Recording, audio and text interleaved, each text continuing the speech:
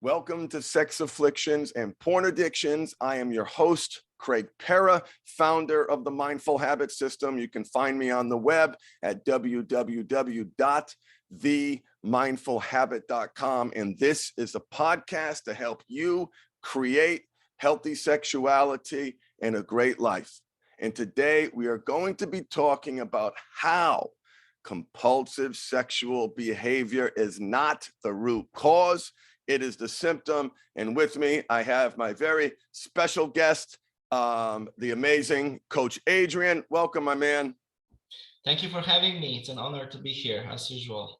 Glad you are here. And this is an important topic, Adrian, because so many people come to us treating their compulsive sexual behavior as the root cause. They come to us from a disease-based modality.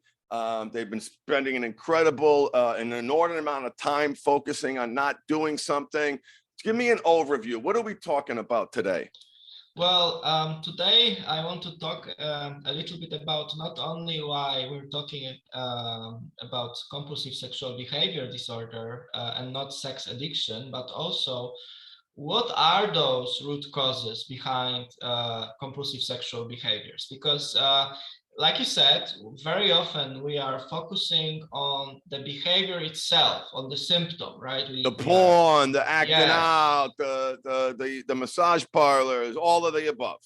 Exactly.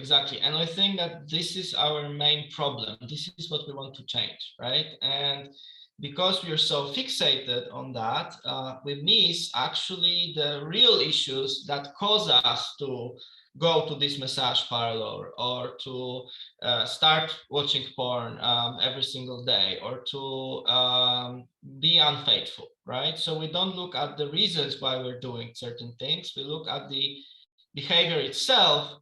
And I'm not arguing that behavior may be very problematic, but it's not the problem. Yeah. No, and this is a really difficult realization for a lot of people who spent their lives trying not to do something. So let's unpack it now. Now, why, before we get into the different root causes that drive compulsive sexual behavior, why is this subject, this broadcast that we're doing now, why is this so important in your opinion? Well, in my opinion, it's very important because the general label that is used in most places, sex addiction, is not really covering ways of treatment that could be beneficial for clients. So to just say it in simpler words, we don't understand why we're acting out.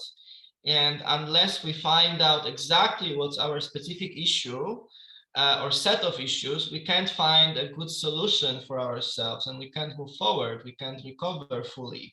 You can't just, use willpower and stop acting out because of, your power of will.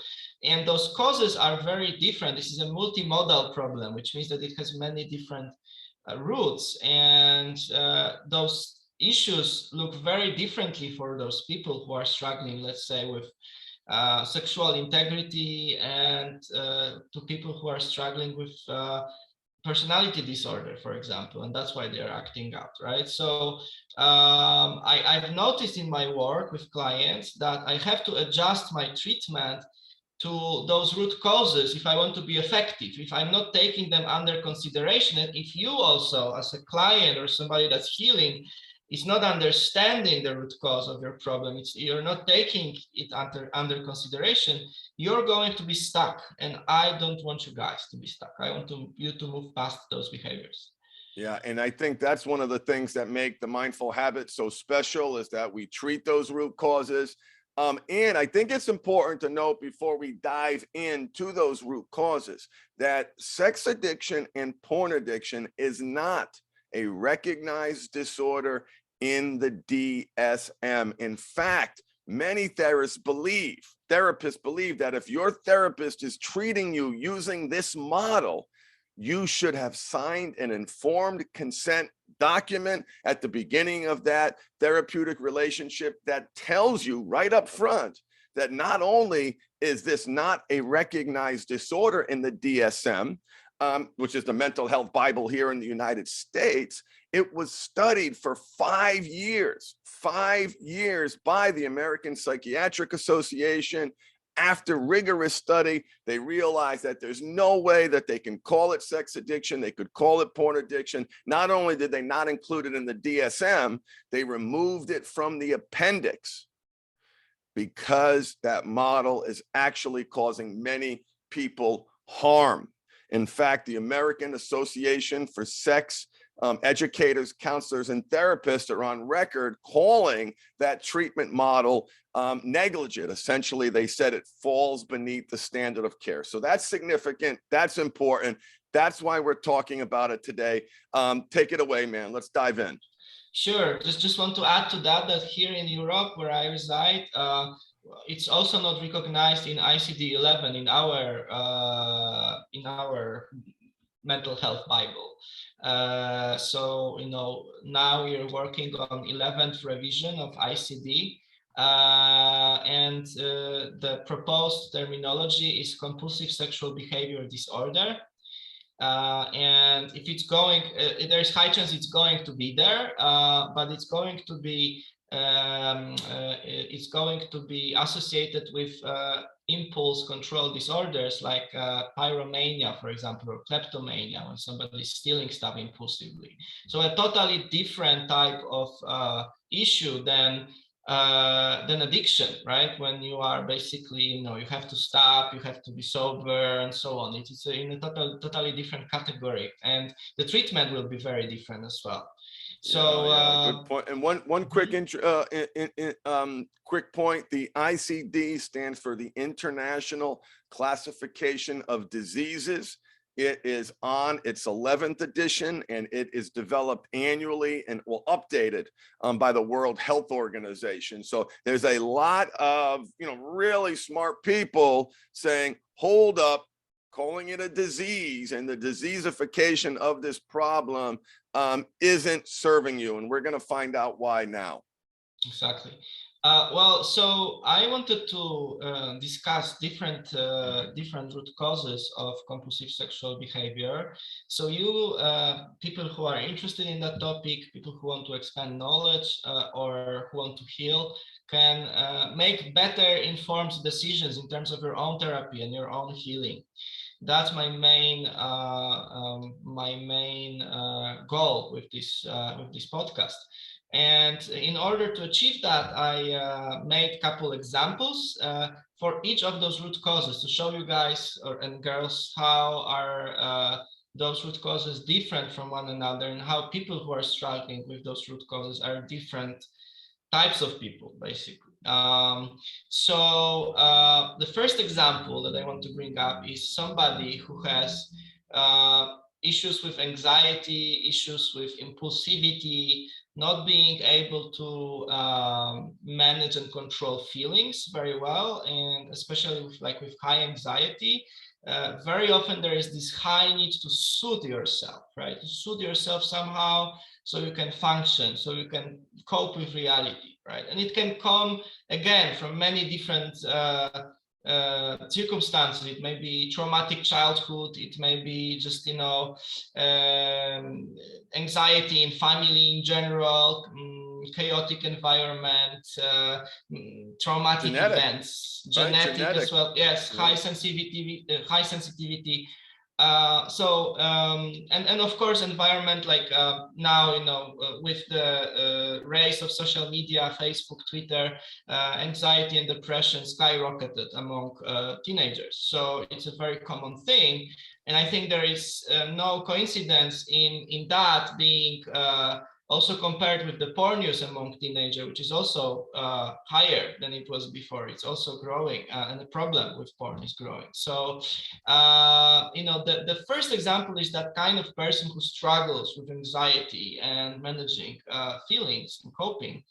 And every time that person feels anxious, that person has to masturbate, or feels compelled to masturbate, or feels compelled to act out with other people, to reach out to somebody, to watch, webcam, to sext, to go on Tinder and find a date for the night, or to go to massage parlor and so on, right? So the main reason behind that is anxiety, and the aim is to soothe yourself so you can be calm and you can function and keep working, keep studying, whatever that is. Very often I hear from guys, I just had to do it, otherwise it would bother me the whole day, and I will not be able to work, I will not be able to study, I will not be able to do what I need to do. So if that's like the main reason and the only reason somebody is acting out, and very rarely this is the only reason, but if that is it, I would name it a compulsive sexual behavior disorder, right? So this is related with anxiety, related with poor impulse control, and it leads to sexual acting out as a way of soothing yourself, as a way of managing the feelings, maybe in a bit unskillful way, but still we're trying to do something good, but it doesn't create good results for us. Is this the category, Adrian, that OCD would fall under? Yes, exactly. So I would like people who are struggling, OCD is also anxiety related, right? Yeah. So it also comes from anxiety. So people who are struggling with OCD, who are struggling with generalized anxiety disorder, who are struggling with panic attacks, social anxiety, all of those people, I would put in that category of a client who struggles with anxiety-related issues in general and uses acting out as a soothing activity to lower the anxiety, or to just like rituals in OCD, you perform those rituals in the same way over and over again, and it's very similar to what people do sometimes with porn. Very similar. I see that. I don't know, often might be too strong a word, but certainly those OCD-ish tendencies.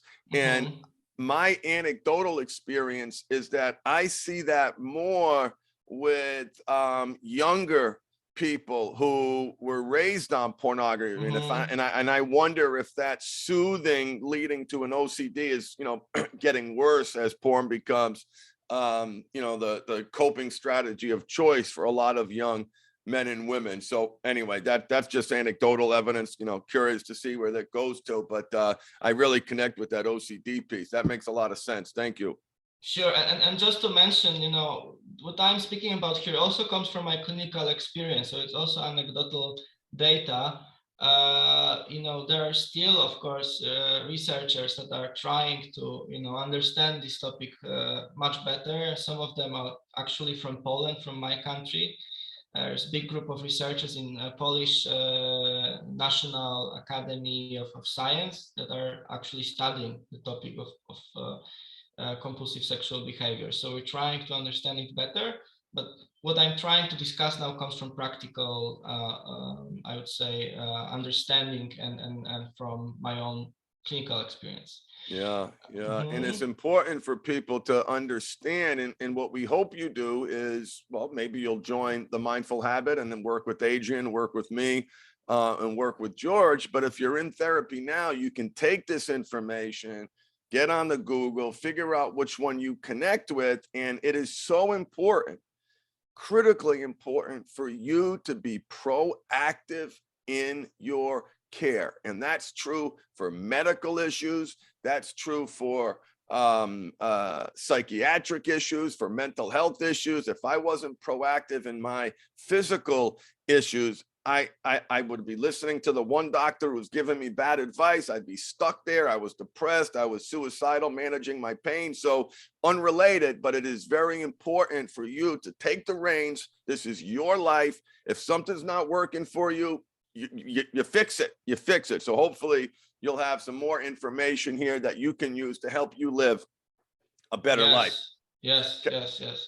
I was thinking, like in this case, very often it's like scratching an itch, that there's something in the back of your head, that it's almost like, an itch that you need to scratch, and there is this, I would say, ritualization. So you may be collecting things obsessively, you're seeking for a perfect scene, and you do it in a very ritualized manner, as part of your a routine in the day, right? And if you don't do that, then you have a lot of anxiety and a lot of very difficult feelings coming up. If that comes up, that may be suggesting, it doesn't mean that you have OCD, but it may be suggesting that part of what you're struggling with is anxiety related, and you have to follow a treatment that addresses anxiety.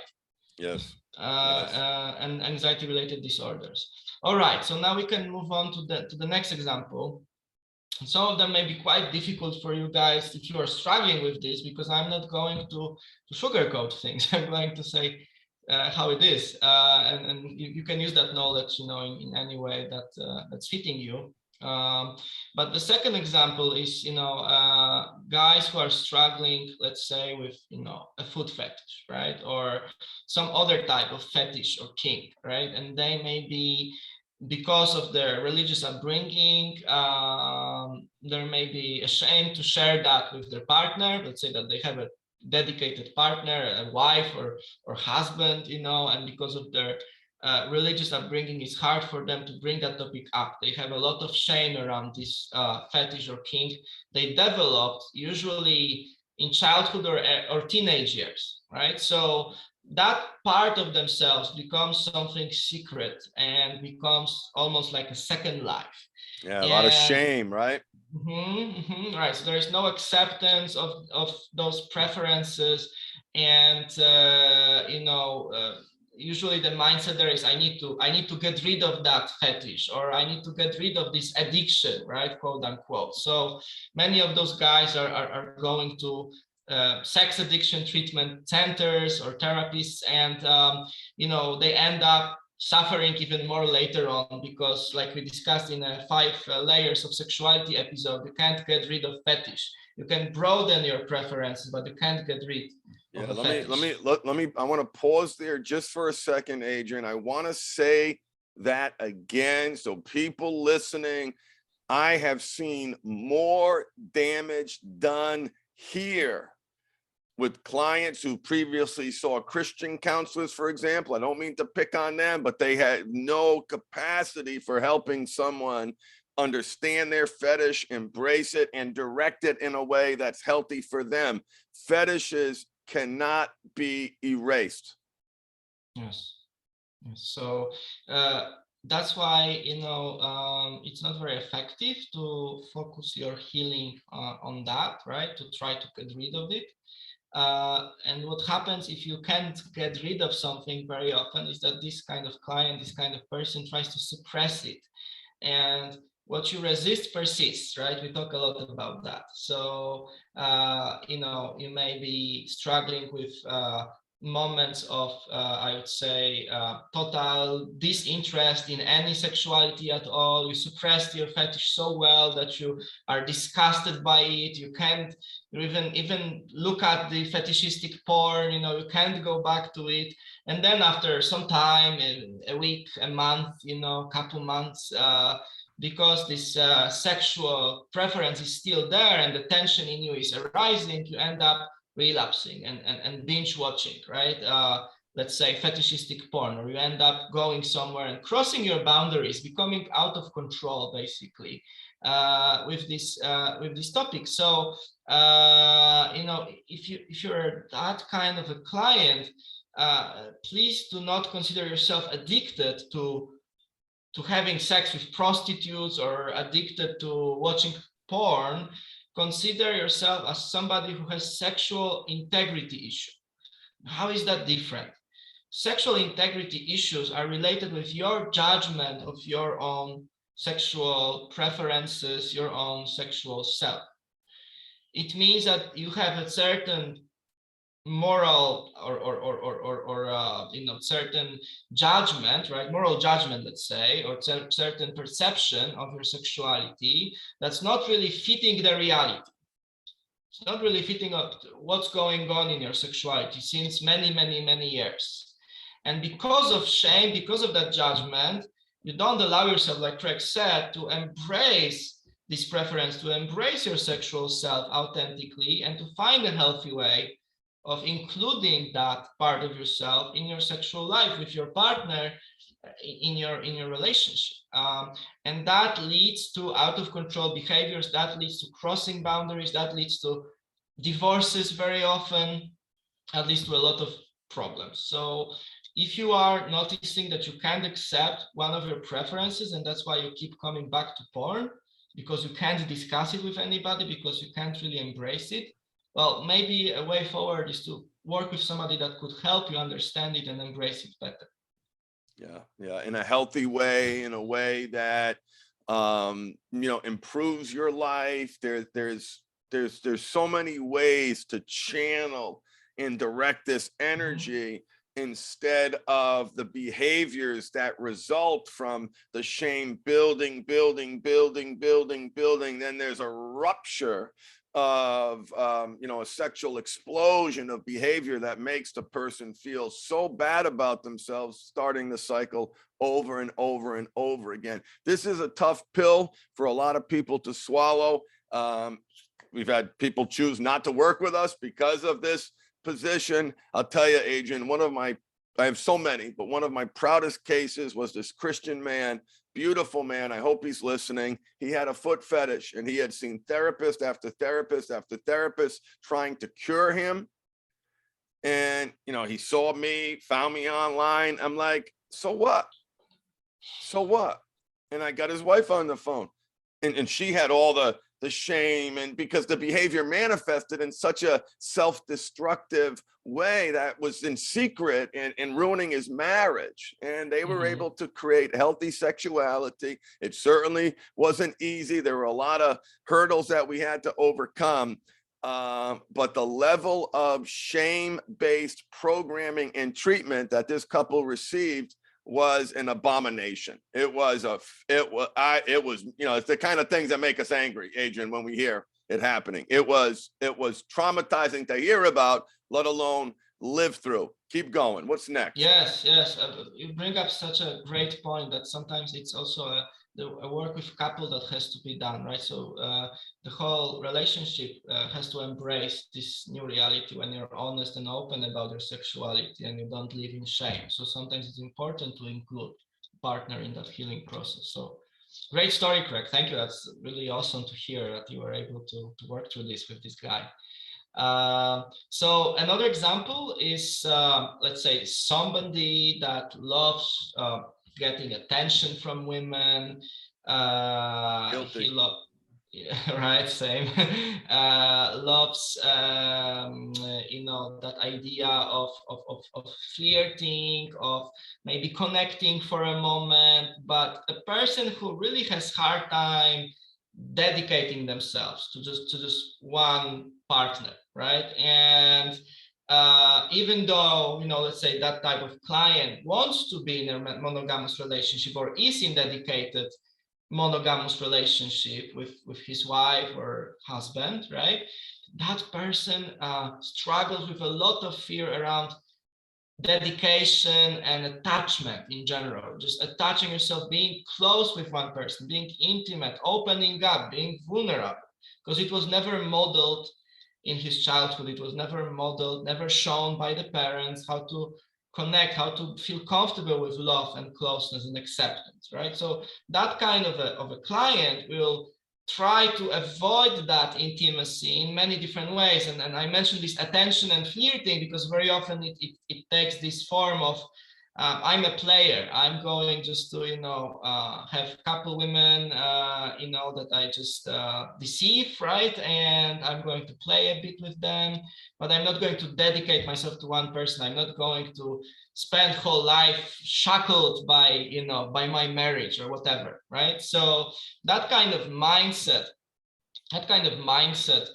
very often is associated with huge fear surrounding intimacy and connection and attachment to somebody. And if that's the case, right, and being engaged with just one person terrifies us, even though, and that's important, that's the key thing here, even though we truly want to connect with one person, that we know this is our deep down need, that we would like to have this healthy, deep connection with somebody, with one person that we have chosen, but we cannot because of that fear, then this is an attachment issue, right? This is an attachment issue. It's not a problem with sexuality. It's a problem with how intimacy was modeled, how attachment developed over time.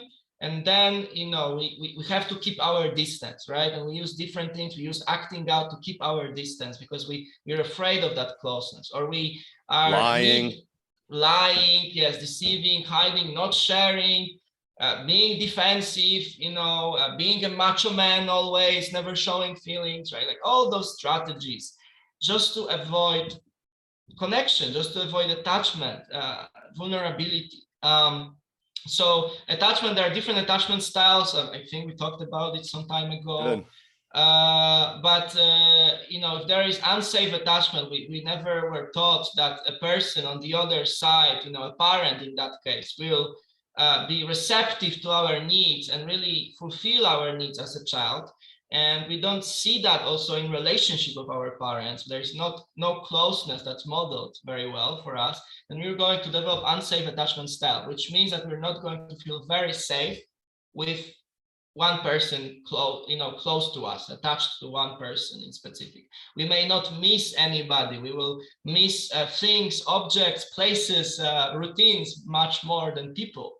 So if that's the case, the treatment should be focused on treating what you call, Craig, very often an intimacy disorder and those attachment issues that we have, and forming a new way of relating with people that's based on safe attachment, that's based on creating sense of safety and happiness when we become vulnerable and when we actually connect with the other person. That's a lengthy process, but worthwhile. Yeah. And what's interesting too is that these attachment issues are so deeply entrenched. You need someone skilled with the ability to be able to help you unpack the programming, the family of origin contributions. Why do you have walls up? Why do you hide behind the mask of toxic masculinity? Why are you a pathological liar? And so often, this behavior, the lying, it's doing a number of things, but it's also protecting us from forming that deeper attachment because we don't have the programming to do it. So it's, listen, it's every one of these issues is important to understand if you want to solve the problem, Yes, definitely. But this one, I would say, is like a underlying issue that most of my clients show. So, and it requires really a skilled counselor, therapist, coach, somebody that really, like you said, really knows how to uncover this programming and how to tear down those walls. It's not easy. I would say it's very hard to change those things, but this is possible. Studies have shown that our attachment style can be reworked in adulthood. We can change that through our relationships with other people in adulthood. So it can be changed, but it's a very deeply rooted thing. So it requires a lot of work and a lot of bravery, I think, to change that. And commitment issues, big thing. Many guys struggling with commitment issues. It's all attachment related, right? So if you are that kind of a person that maybe would like to have deep connection with one person, but it's really hard for you. Once you connect with somebody, they become uninteresting for you, or you start watching porn again, because you realize that this is just too close and you have to escape somehow. That may be main thing that you need to work on. Or they become mother. They become parent. They become controlling. The projection of authority is present in every client. Often that projection of authority, and this is for clients in a relationship, often that projection of authority is mother, sometimes father too, but that's what sits at the root of these attachment issues is how we learned to bond and how we learned to connect. Very, very important, critical issues to be aware of if you want to break these habits. Yes. Mother, primary attachment figure, always, right? This is the person that we always connect with first. So that's always going to take some priority. Okay, so another type of client or another type of issue I want to discuss here is connected with Something that is much harder to change, but I still want to say something about it. So let's say that a client, the person that I'm talking about, is a master manipulator. He uses people as prompts for his or her self-esteem. What I mean by that is that people are there in order to serve a certain purpose, in order to raise your self-esteem, in order to raise your significance. So that kind of person is never going to be with a partner that doesn't achieve as much as him, or looks bad, you know, in front of other people, or that is maybe, you know, lacking something that this kind of person attaches to self-worth, right? Or to sense of worth in general. Status, worth is a crucial thing here. You know, that kind of person very often is having very hard time with empathy, never cared much nor felt affect emotionally by his acting out. Most of those clients feel really good after acting out. They feel that, you know, nothing bad happened. It feels pleasurable, and because of that, it is okay. It is okay to do. And that kind of mindset connected with like mood swings, you know, with low self-worth, self-loathing, and then, you know, switching to sense of grandiosity, struggling with idea of purpose in life, knowing who you are, what's your identity, you know, what are your goals, you know, what are your boundaries, having hard time understanding what are you feeling even, or thinking, or regulating those feelings. Huge, what in psychology we call shadow, right? So things that are unconscious are, you know, stored in the shadow, and this huge shadow is there very often in this type of person. So when that happens, we may you know, we may suspect that there are some deeper personality issues at play, you know, that there may be either a personality disorder happening, or that there are some traits coming from personality disorder, because sometimes somebody has strong narcissistic traits, but it's not a clinical narcissist, and we have to make a difference between those two things.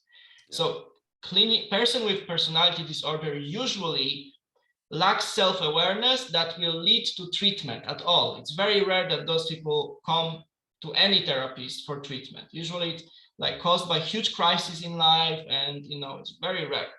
So in most cases, if they do, they don't last long, right, Adrian? No, if they do, yes. they typically don't, like, because we've had some of these clients very difficult. I'm unable to treat. That being said, don't be scared by these terms. Most people don't fall into you know, the official designation of a narcissist, but many of us exhibit narcissistic like tendencies, and that I can get on board with. Yes, narcissistic traits or borderline traits, you know, or other, you know, other traits coming from different personality disorders. So, you know, in that case, you know, this issue of those personality traits, you know, connected with some disorders or of personality disorder has to be treated first and foremost, right? It's about finding somebody, and this is like the, you know, if you can think about Mount Everest of therapy, that's Mount Everest of therapy. You have to find like the best skilled clinician probably, you know, in your area in order to really work well with personality disorder, and he has to be a specialist in this particular personality disorder as well if you want good treatment. You know, if that's the case, you know, you have to really focus on that. You know, the focusing on symptoms will do nothing. You have to start forming, with extensive therapy work, forming that sense of identity, forming those boundaries slowly, understanding your defense mechanism, understanding, you know, what you like, what you don't like, understanding what you feel, and developing slowly some skills also to understand other people, where they are coming from, some empathy. And like you said, you know, sometimes those are just traits, so it's a bit easier to work with that, and it doesn't take years and years and years and best specialists on the planet. But it's so important to understand that many of us have those traits, and we can't overlook them. We have to work on them. We have to find a way to deal with those topics. Otherwise, they will keep biting us in the ass. And our relationships can't be good if we are in this category. Yeah, they will not look well. And as we're going through this list, I'm reminded how important the parts work is, whether it's with the internal family systems model or whether it's the way we teach our parts. It's a really effective way. If you listening don't know what the internal family systems model is, I highly recommend you check it out. Obviously, this is something that we cover in our programs extensively. That work is so important to help you understand these different parts of you that feel in conflict, that feel addicted, that feel disconnected, that feel self-loathing, that feel angry, et cetera, et cetera. That's where these personality traits live in our different parts, and understanding them can, hopefully bring you great value. Definitely. I think that, I probably won't be able to cover all of those root causes today. There are probably many more that I won't bring up, but the last one that I wanted to bring up today is related to something that I call a relationship mismatch. And now here it's very important to not just jump to that conclusion right away, that because you don't have great sex life or you are feeling angry at your partner, you have a relationship mismatch, because it may be coming from all those other issues we mentioned before. So, we first have to look at, okay, are those other things non-existent in my life? Am I having no issues with anxiety disorders? Am I feeling okay in terms of my sexual integrity? Am I doing well? And it's easy for me to be empathetic, and I'm not manipulating people, but I still struggle with sexuality in my relationship. If that's the case, it may be that you are having a relationship mismatch. So what are the situations where that's coming up?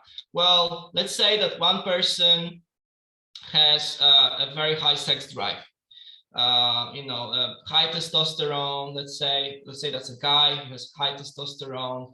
He wants to have sex. Biologically, he's wired to have sex, say every day or every second day. And there is a partner that has really low libido, right? Low sex drive, maybe sex once a month, right? And if it's there, quite dissatisfying, not very passionate because of just the libido, right? That it's not so important for that person to have, really intense sexual experiences, maybe low on their priority list because of hormones, probably, growing up, different programming that they received. Doesn't matter, in that kind of situation, maybe that this is leading to frequent fights about sex. One person feels pressured to have sex all the time. The other person feels frustrated. And this other person may start reaching to other people, cheating. Or this other person may start watching porn a lot instead of having sex with their partner. Or the partner may have an issue that, okay, you want sex all the time, you're an addict. Well, the fact is that high libido doesn't mean that you have a problem with compulsive sexual behavior. High libido means that you have high libido, you just have high needs when it comes to sexuality. High in terms of frequency, I mean, not in terms of how it looks like. But it can be also related with like one person being really into BDSM and the other person not being into that at all, right? Yeah. And in that kind of scenario, of course, we're talking about sexual mismatch. I would define it as relationship mismatch, that this discrepancy between partners, this difference between them leads to some behaviors that are breaching certain boundaries that partners set for themselves as healthy within the relationship. And in that kind of situation, well, what can be done, right? Usually the first thing that guys think about is, well, maybe I should leave that person and just have somebody that's a better fit. I don't think that should be the first thing that you think about, actually. I think that the first thing should be to find out if there is a way, again, just like with a sexual integrity issue, if there is a way to talk about those discrepancies and differences and find a healthy way of embracing them, a creative way where, you know, nobody feels pressured, but your behaviors are, you know, are healthy within the boundaries of relationship, right? So maybe that one person decides, okay, I don't want to have sex with you every single day, but if you masturbate and fantasize about me instead of like watching porn or sexting with prostitutes, that's fine, right? And it's about finding that middle ground. Very often we can find that middle ground that works for both people. If that is not a possibility, then the only healthy option is to actually change relationship, right? If you don't want to stay in that Mexican standoff type of situation, you know, you need to find out, okay, it may work on many other levels, but this one thing we can't find that common ground, and I don't want to cheat. I don't want to keep watching porn every single day. I really want somebody that's having same type of libido, same type of sex drive, same type of interest in sexuality as me, and I'm going to pursue that. And I don't think that's a wrong choice, but it should be, in my eyes, in my set of values, it should be the choice that we consider at the very end when other options are not viable.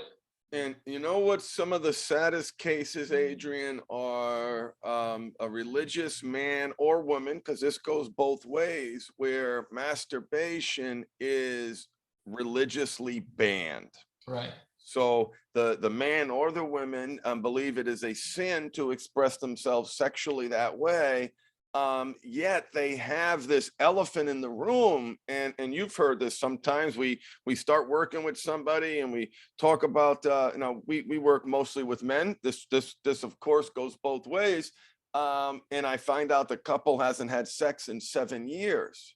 Right. And they've been in addiction treatment. Like, this is one of these things that make you want to pull your hair out of your head, because these people are being so misled. They're not acknowledging that elephant in the room, and they're unwilling, unfortunately. And I respect people's beliefs, but I don't think God cares if people masturbate or not. Just my opinion. The word's not mentioned once in the Bible.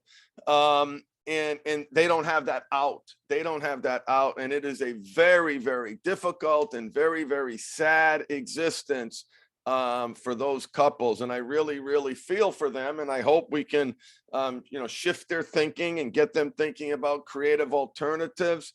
And this is another area where we see so many people being served in a poor way, in a harmful way, in a way that is actually making their life worse by treating their problem as an addiction because they have a high libido. Right, exactly. And like you said, if the masturbation is not an option, then many of those creative middle grounds that I talked about are not there. So it's just you're stuck in the situation where your body tells you that it needs sexual outlet each single day, but there is no sexual outlet till next month. Or you mentioned 7 years, that's quite extreme, but even if that's just once a month, for many people, it's like definitely not enough. And what happens is you probably try to starve yourself, you try to discipline yourself, you try to willpower through this. And then after some time, you just break and you reach out to somebody, you start talking with somebody, you start masturbating a lot, like something happens, because it's like our sexual energy is like a river that's flowing through our body. We can't really put a dam on it, and say, well, that's going to hold forever. It will not hold forever. It will not hold forever. And it is why I have the expression that your sexual energy has to go somewhere. Yes.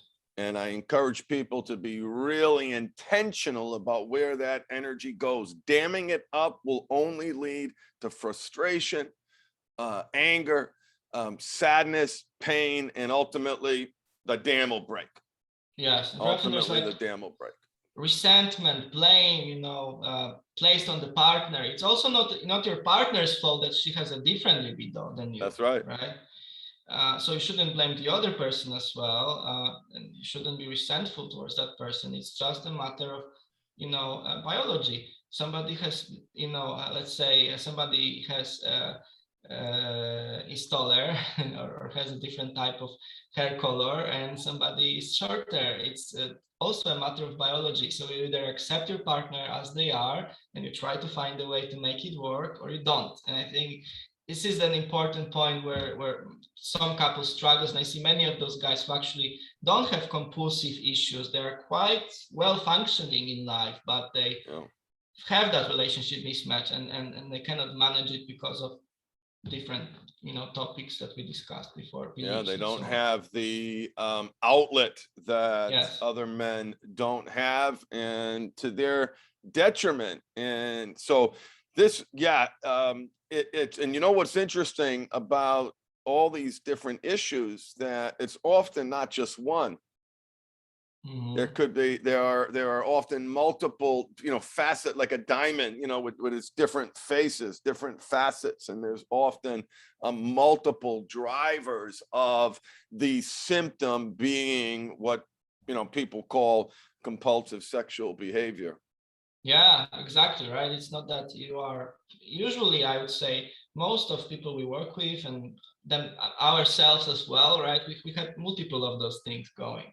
And I had to address each one of those things separately, actually, and work through them really, really hard in coaching, in therapy for some time, in order to really move past those problems. And I need to continue be aware of those topics and keep working on them and keep managing them well if I don't want to go back to those behaviors, right? So the same goes to anybody else in recovery. Awesome. Well, thank you, Adrian, so much. Is there anything else you'd like to add today? This was an awesome broadcast. I'm so excited to share this with people. I hope you listening out there, you took some notes. Go back and listen to it again. If you heard something that resonated with you, write it down, Google it, research it. Open your mind to different perspectives beyond the narrow lens of the sex addiction model. It's absolutely critical if you want to be healthy, happy, and successful. Well, I just want to add that if you have some questions or your topic wasn't discussed, but you feel that this is the main issue behind your acting out, feel free to reach out to me at adrian@themindfulhabit.com. Send me an email, ask any questions possible, describe your situation. I will try to help you to the best of my knowledge. Yeah, Adrian is an incredibly skilled treatment provider. I am so honored to have him on my team. He brings a level of complexity, a level of depth that I don't have. I love the fact that I go to you now asking you questions about some of these more complicated sexual issues and psychological issues. That's what makes the team here at The Mindful Habit so awesome. Thank you very much for joining us today, Adrian, and everyone out there. Thank you for listening. I hope you create healthy sexuality and a great life. And I hope this podcast helped you get there. Have an awesome day. Bye. Thank you.